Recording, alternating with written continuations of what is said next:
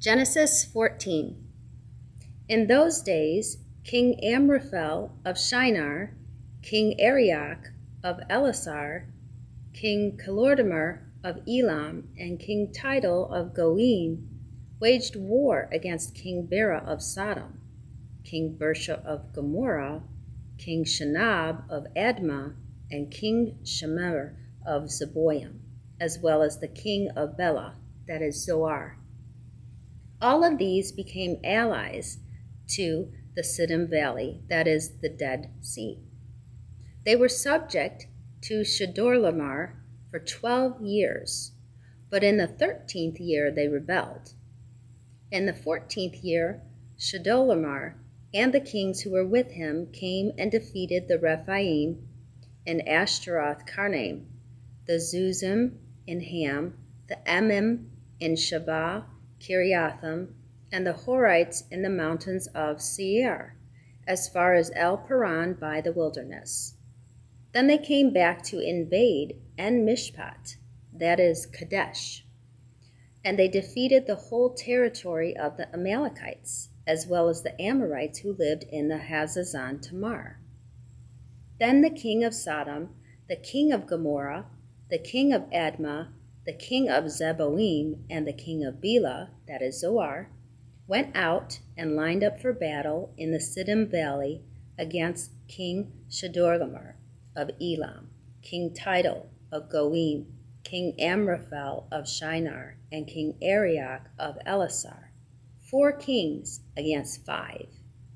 Now the Siddim Valley contained many asphalt pits, and the kings of Sodom and Gomorrah fled. Some of them fell into them, but the rest fled to the mountains. The 4 kings took all the goods of Sodom and Gomorrah, and all their food, and went on.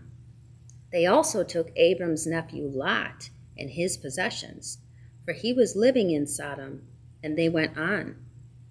One of the survivors came and told Abram, the Hebrew, who lived near the oaks belonging to Mamre, the Amorite, the brother of Eshcol and the brother of Aner.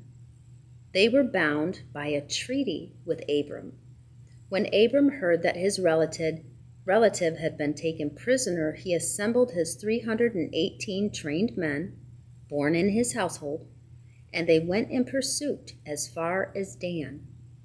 And he and his servants deployed against them by night, defeated them, and pursued them as far as Hobah to the north of Damascus. He brought back all of the goods, and also his relative Lot, and his goods, as well as the women and the other people. After Abram returned from defeating Chedorlaomer and the kings who were with him, the king of Sodom went out to meet him in the Shavah Valley, that is the King's Valley. Melchizedek, king of Salem, brought out bread and wine. He was a high priest to the God Most High. He blessed him, and he said, Abram is blessed by God Most High, creator of heaven and earth, and blessed be God Most High, who has handed over your enemies to you. And Abram gave him 1/10 of everything. Then the king of Sodom said to Abram, Give me the people, but take the possessions for yourself.